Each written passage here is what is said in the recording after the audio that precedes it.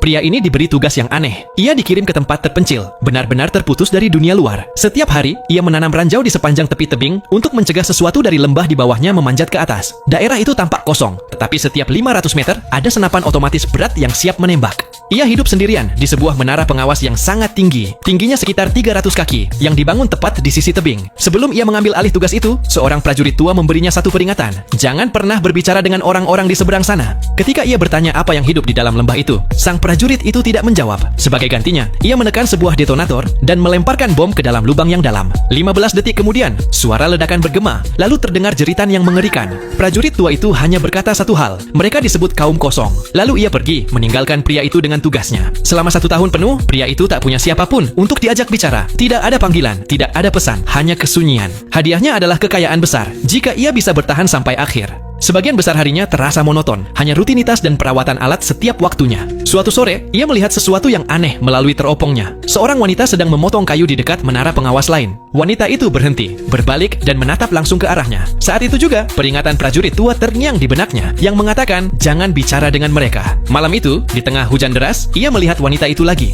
Ia duduk di dekat jendelanya. Wanita itu menatapnya, lalu meniup lilinnya hingga padam.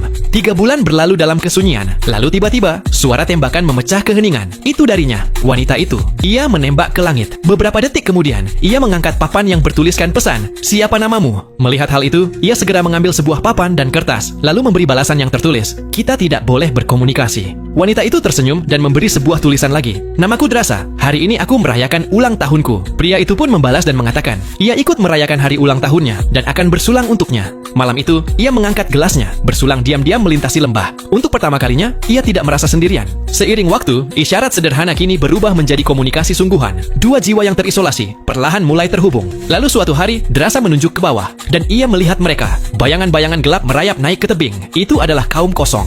Melihat itu, Levi segera menembak pemicu ranjau. Beberapa makhluk berjatuhan, tetapi kaum kosong itu semakin banyak yang terus mendaki. Drasa lalu melepaskan tembakannya juga, dan ikut bergabung dengannya. 2 menara pun menjadi satu pertempuran. Dan malam itu, keduanya berdiri berdampingan untuk memukul mundur sang makhluk aneh, yaitu kaum kosong. Nah, cuplikan dari film bernuansa fantasi ini bisa kalian saksikan dengan judul The Gorge 2025.